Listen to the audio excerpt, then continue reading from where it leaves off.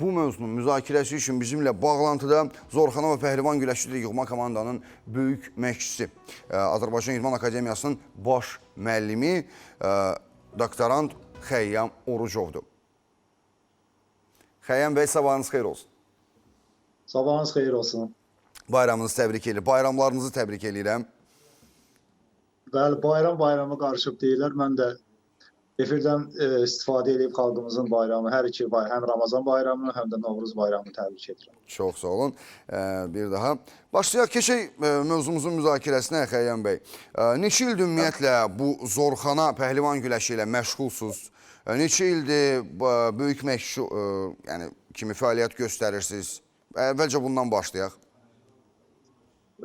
Qeyd edim ki, 2007-ci ildən Zorxana idman növümüzün federasiyası açıldı Azərbaycanda. Amma bildiyiniz kimi bu bizim milli idmanımızdır. 3000 ildən çox tarixi var. Amma başlayıb əsas müasir dövr idman növü kimi bizdə 2007-ci ildən federasiyası yarandı. Amma 2009-cu ildən mən 2 il sonra yığma komandaya məşqçi təyin edildim. Yəni məndən əvvəl gələn idmançılar da var idi. Amma mən daha yaxşı bu idmanı öyrəndiyimə görə, daha çalışqan olduğuma görə bizim rəhmətli Xanlar müəllim o vaxt federasiyamızın prezidenti idi.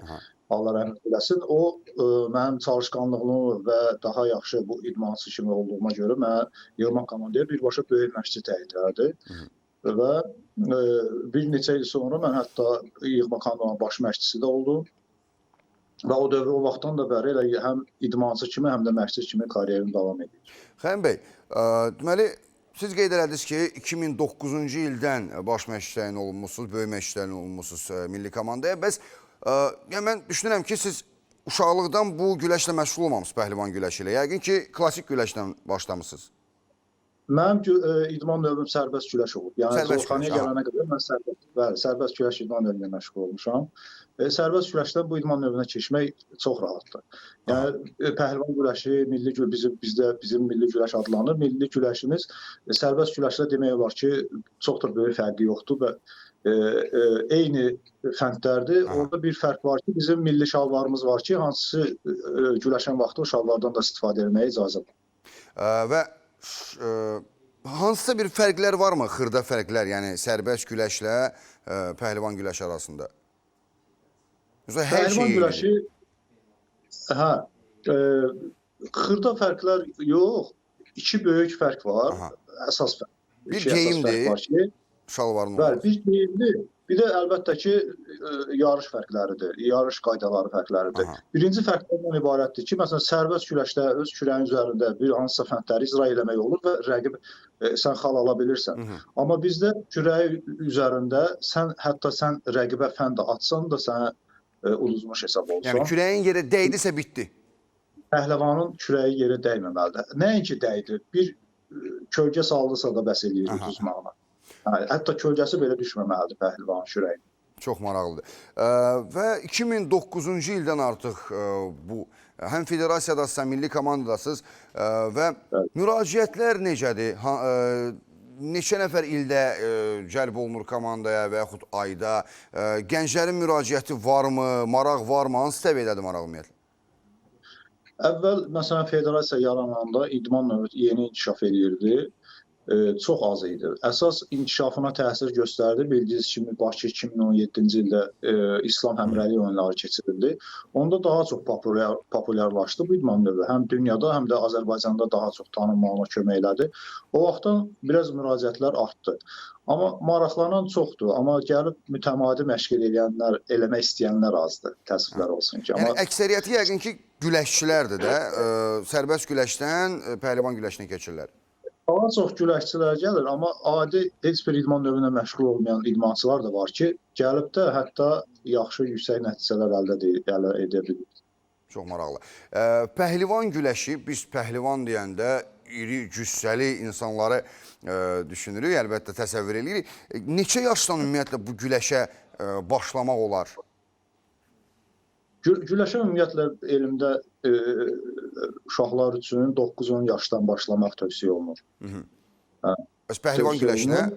Amma elə adı kimi siz dediyiniz kimi əlbəttə pəhlivan güləşi daha cüssəli, daha böyük bədən əzələ quruluşunda olan insanlar təsəvvür olunur. Amma burada da əlbəttə çəki dərəcələri var. 5 çəki dərəcəsi var. Aha. 60 kiloqramdan başlayır. 60, 70, 80, 90 və plus 90 kiloqram çəki dərəcələri var. Hər çəkiyə uyğunda öz idmançı öz çəkisində güləşir.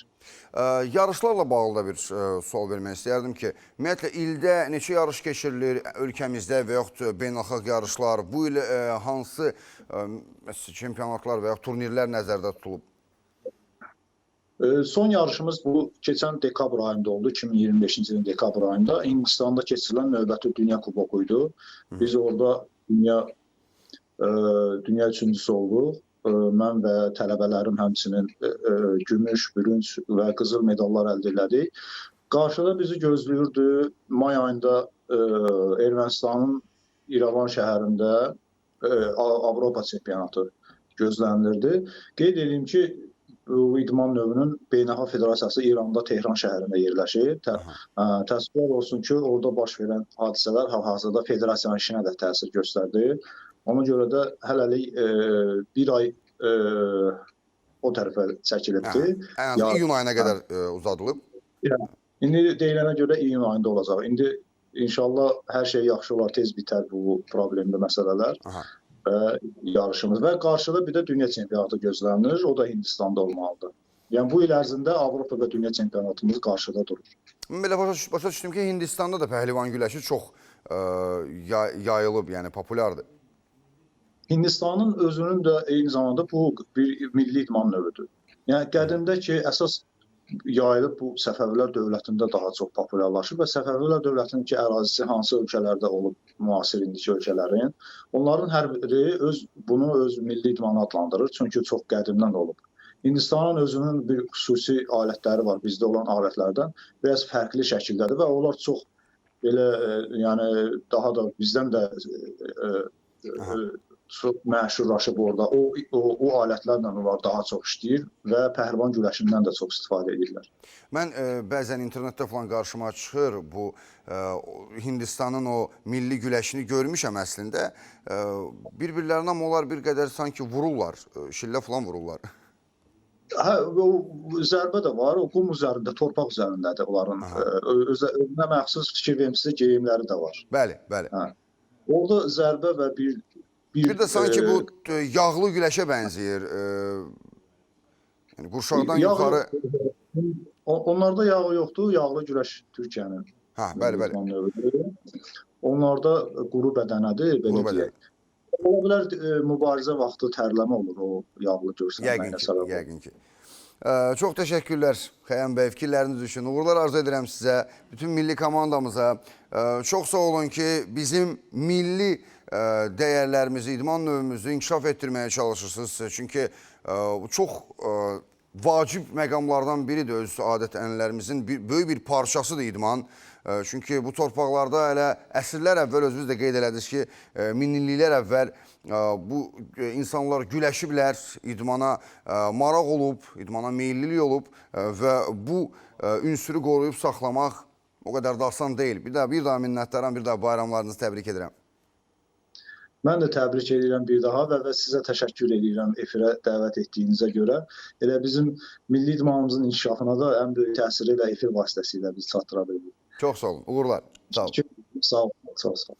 Hörmətli izləyicilər, bizimlə bağlantıda Xəyyam Orucov idi.